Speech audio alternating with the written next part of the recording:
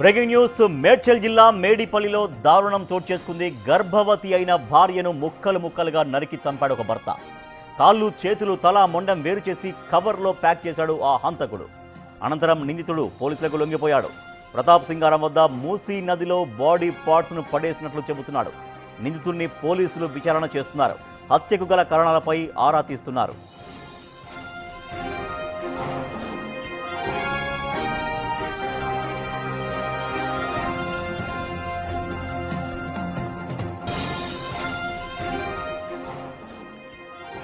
వికారాబాద్ జిల్లా కామారెడ్డిగూడకు చెందిన స్వాతిని లవ్ చేసి కులాంతర వివాహం చేసుకున్నాడు అదే గ్రామానికి చెందిన మహేందర్ రెడ్డి. నెల క్రితమే బోడుప్పలుకు వచ్చి బాలాజీ హిల్స్లో నివాసం ఉంటున్నారు. 10 నెలల క్రితం కూడా ఇదే ఇంట్లో అద్దెకు ఉండి వెళ్లినట్లు స్థానికులు చెబుతున్నారు. నిందితుడు మహేందర్ రెడ్డి క్యాబ్ డ్రైవర్గా పనిచేస్తున్నట్లు తెలిపారు.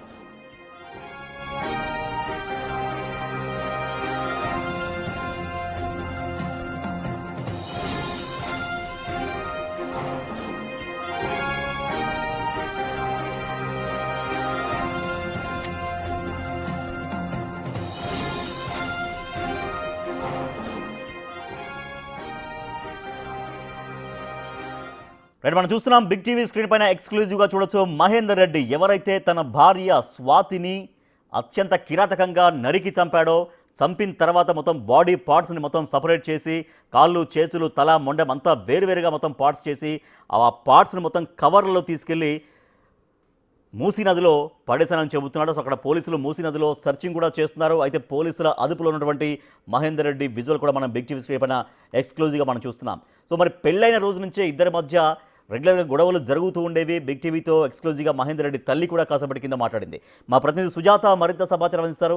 సుజాత, సో తనే లొంగిపోయాడు, ఎటువంటి అనుమానం లేవు, ఇంకా అతనే లొంగిపోయాడు, తనే మొత్తం బాడీ పార్ట్స్ మొత్తం ముక్కలు ముక్కలుగా చేసినట్టుగా మూసీ నదిలో పడేసినట్టుగా. సో మూసీ నదిలో ఏమైనా సెర్చింగ్స్లో ఏమైనా తెలిసాయా, దొరికాయా, బాడీ పార్ట్స్ దొరికాయా? అసలు ఇంత దారుణంగా హత్య చేయడానికి ఏంటి కారణం?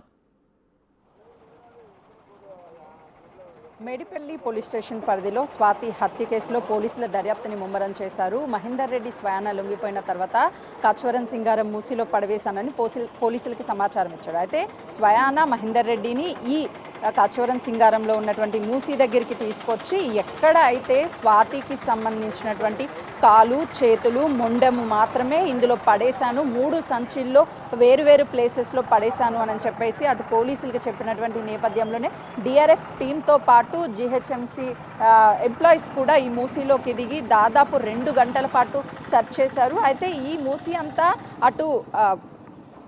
మూసీ అంతా ఒకవైపు గౌరవెల్లి మరోవైపు గట్కేసర్ వైపు ప్రవహిస్తూ ఉంటుంది. 2 రోజుల నుంచి ఫ్లోటింగ్ ఎక్కువ ఉండడం వల్ల నిన్న పడేసిన తర్వాత బాడీ మేబీ దొరకకపోవచ్చు. ప్రస్తుతం మనతో పాటు ఎక్స్క్లూజివ్గా అందులో దిగినటువంటి పర్సన్స్ ఉన్నారు. అసలుకి బాడీ దొరికిందా, అసలు సిచ్యువేషన్ ఏ విధంగా ఉంది, దొరికే అవకాశం ఉందా అని మాట్లాడదాం. చెప్పండి, ఎన్ని గంటల పాటు సెర్చ్ చేశారు మీరు? Half an hour. అంటే ఎంత లోతు వరకు ఉంది? బాడీ దొరికే అవకాశం ఏమైనా ఉందా? చాలా లోతుంది మేడం, వాటర్ అయితే చాలా నూకేస్తున్నాయి. చెప్పండి అన్న, అంటే మీరు కూడా లోపలికి వెళ్ళారు, సో పరిస్థితి ఎలా ఉంది అక్కడ? ఫ్లోటింగ్ ఇక్కడ 100 kgs వేసినా కానీ ఆగే పొజిషన్ అని ఉండదు, ఎందుకంటే ఫ్లోటింగ్లో వెళ్ళిపోతుంది. అది ఓన్లీ అది లెగ్స్ ఒకటి హ్యాండ్స్ ఒకటే కాబట్టి ఆగదు.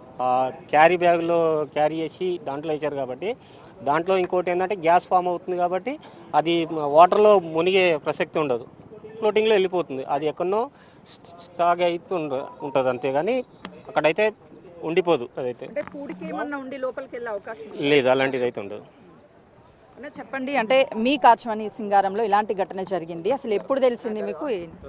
మాకు ఉదయం పొద్దున్నే, ఇది ప్రతాప్ సింగారం గ్రామం, బోడుపల్లి ఏదో హత్య జరిగిందని చెప్పి తెలవగానే ఉదయం 6 గంటలకి ఇక్కడ రావడం జరిగింది. 6 నుంచి దాదాపు డిపార్ట్మెంట్ వాళ్ళు కూడా వాళ్ళు పొద్దున్న నుంచి సర్చ్ చేస్తూ ఉన్నారు. కానీ ఇది అత్యంతమైన దారుణమైన విషయం. ఒక ఆడ మనిషిని ఇంత దారుణంగా చంపి పార్ట్స్గా చేశారంటే చాలా బాధగా ఉంది. ఎందుకంటే గతంలో మీరుపేటలో జరిగిన తరహాలోనే ఇక్కడ జరిగినట్టుగా భావించవచ్చు. దీన్ని చాలా బాధాకరమైన విషయం. అంటే గతంలో ఇలాంటి ఘటన ఎప్పుడైనా ఇక్కడ జరిగిందా? ఇలాంటి ఘటన ఎప్పుడు జరగలేదండి ఇక్కడ, ఇది ఫస్ట్ టైమే. కానీ మాకే, ఎందుకంటే ఇది చూస్తూ అసలు చాలా భయంకరంగా ఉంది, భయంకరంగా అనిపిస్తుంది. ఎందుకంటే పొద్దున్న లేసా కదా విలేజ్ వాళ్ళు అక్కడికి పోతుంటారు, కొంతమందికి ఇది ఒక అడ్డాగా ఏర్పడదేమని కూడా ఒక భయాందోళనగా గురి కావాల్సిన, ఎందుకంటే ఒక ఇంత ఫ్లోటింగ్లో ఈ బాడీలు తెచ్చేసి ఇస్తారంటే మా విలేజ్ కూడా ఒక భయంకరమైన వాతావరణం అండి. చెప్పండి, ఉదయం నుంచి కూడా ఇక్కడే ఉన్నారు, పోలీసులు సెర్చ్ చేస్తున్నారు, డిఆర్ఎఫ్ బృందాలు సెర్చ్ చేస్తున్నాయి, మరోవైపు జీహెచ్ఎంసీ వాళ్ళు చేస్తున్నారు. బాడీ దొరికే అవకాశం ఏమైనా ఉంటుందా? బాడీని వెతకాలి. ఈ ఫ్లూటింగ్లో బాడీ వాళ్ళు వేయడం వల్ల ఫ్లూటింగ్కి ఇక్కడే ఆగుతుందని కొంత పోలీసు వాళ్ళు అనుమానం వ్యక్తం చేస్తున్నారు. ఇక్కడ కాకుండా ఈ యొక్క మూసి అంచుకుంట ఒక 1/2 కిలోమీటర్ డిస్టెన్స్లో బాచారం కత్వా అనేది ఉన్నది. ఆ కత్వా వరకు కూడా 2 సైడ్స్ గజయితగాళ్ళను పెట్టి వెతికితే దొరకనికి 100% అవకాశాలు ఉన్నాయి. ఈ యొక్క ప్రతాప్ సింగారం విలేజ్లో ఇంతవరకు ఈ యొక్క బ్రిడ్జి మీద ఇటువంటి సంఘటనలు ఎప్పుడు కూడా జరగలేదు.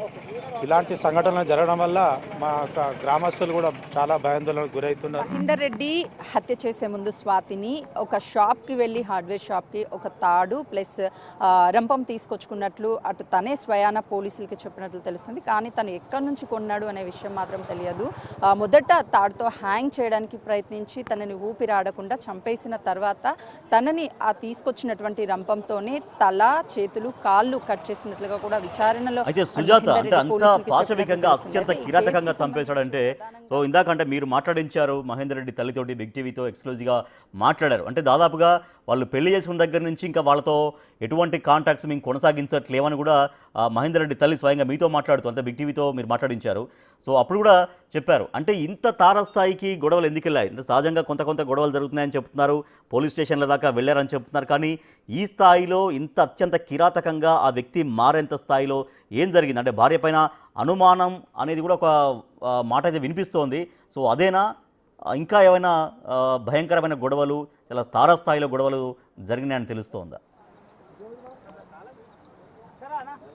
రాజేష్, బిగ్ టీవీతో మహేందర్ రెడ్డి తల్లి మాట్లాడేటప్పుడు 2 విషయాలని చెప్పింది. ఒకటి, మాతో మాట్లాడొద్దు అని చెప్పేసి మొదటి నుంచి స్వాతి మహేందర్ రెడ్డికి ప్రెజర్ తీసుకొచ్చింది, మాతో ఎవరితో కూడా మాట్లాడు అని చెప్పింది. మరొక విషయము, రెగ్యులర్గా వాళ్ళిద్దరి మధ్య గొడవలు అవుతాయి, మాకు కూడా ప్రాణహాని ఉంది వాళ్ళ స్వాతి వాళ్ళ అమ్మగారి ఇంటి నుంచి అని ఆమె చెప్పింది. అంటే ప్రస్తుతానికి స్వాతి 5 నెలల గర్భవతి అని చెప్పి మనకు అందుతున్నటువంటి సమాచారము అనుమానంతోనే అత్యంత కిరాతకంగా తనని హతమార్చి ఉంటాడు అని చెప్పేసి అటు పోలీసులు భావిస్తున్నారు. మహేందర్ రెడ్డి చెప్పేటువంటి ప్రతి విషయం కూడా ఈ కేసుకి సంబంధించి ప్రధాన ఆధారంగా మారనున్నది.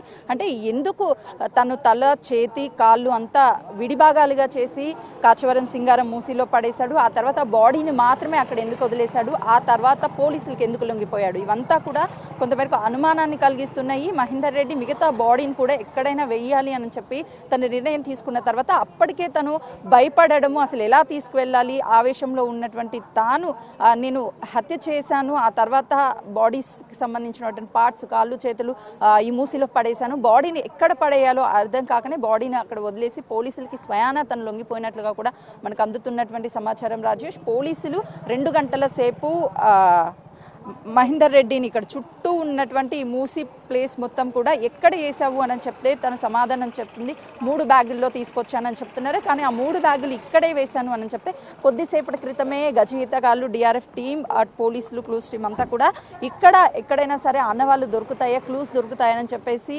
దాదాపు గంటల పాటు సెర్చ్ చేశారు. ఎలాంటి ఆధారాలు దొరకకపోవడం వల్ల మళ్ళీ మహేందర్ రెడ్డిని పోలీస్ స్టేషన్కి తీసుకెళ్లారు. తను చెప్తుంది నిజమా అబద్ధమా, ఒకవేళ నిజమైతే ఇంత ఫ్లోటింగ్ ఉంది కాబట్టి దాదాపు గౌరవెల్లి కావచ్చు, పైన ఉన్నటువంటి గట్కేసర్ ఈ ప్రాంతం వరకు అంతా ఈ మూసి వెళ్తూ ఉంటుంది కాబట్టి సో అక్కడెక్కడైనా స్టక్ అయిపోయి ఉంటుందా, ఫ్లోటింగ్లో అయితే బాడీ ఇక్కడే ఆగిపోయే అవకాశం ఉండదు కాబట్టి ఇంకా ఫర్దర్ గా అంటే మీరు చెప్తున్న ప్రకారం 3 ప్లాస్టిక్ కవర్లలో కాళ్ళు, చేతులు మాత్రమే పట్టుకొచ్చి వేశారు, మిగతా బాడీ మాత్రం అక్కడే ఉందని చెప్తున్నారు. అంటే టోటల్ బాడీ మొత్తం అన్ని టోటల్ బాడీ అంతా పార్ట్స్గా చేసి తీసుకురాలేదా? మరి మిగిలిన బాడీ ఎక్కడైతే హత్య చేశాడో అక్కడే ఉందా, మరో చోట ఏమన్నా వేశాడా? దాని గురించి ఏమైనా సమాచారం ఉందా ఎగ్జాక్ట్గా? ప్రస్తుతానికి మనకు అందుతున్నటువంటి సమాచారం ప్రకారం కాళ్ళు, చేతులు, తల ఆ ముండం తొలగించిన వెంటనే అవి ఎక్కడ పడేయాలి, ఎలా పడేయాలి, పోలీసులకి ఎలా దొరకొద్దు, అప్పటికే తను భార్య తనకి తీవ్ర వాగ్వాదం చోటు చేసుకున్నట్లు తెలుస్తుంది.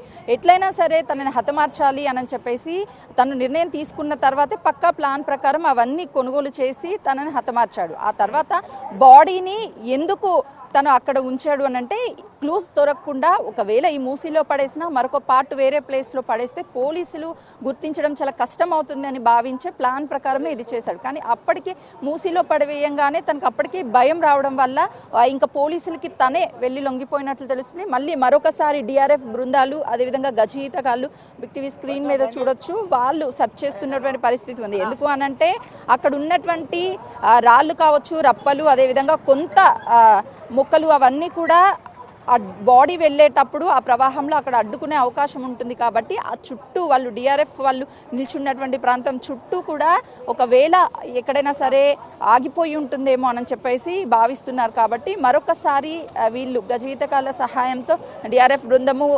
గాలిస్తున్నటువంటి పరిస్థితి ఉంది. ఈరోజు అటు మహేందర్ రెడ్డి తల్లి మాట్లాడుతూ కూడా ఒక అమ్మాయిని చంపాడు మా కోడల్ని, అతను మాకు వద్దు, తనని కూడా చంపినా తప్పు లేదు అని చెప్పేసి తను స్వయాన బిగ్ టీవీతో మాట్లాడింది. కాబట్టి సో ఒకవైపు తను ఏ విధంగా ఉంటాడు, సైకాలజీ తనది ఏ విధంగా ఉంటుంది అనేది కూడా మహేందర్ రెడ్డి తల్లికి తెలుసు. కాబట్టి తను ఆ విషయాలన్నీ కూడా చెప్పుకొచ్చింది. Rajesh right, thank you Sujatha. Medipalli police station పరిధిలో అత్యంత దారుణమైనటువంటి ఘటన జరిగింది.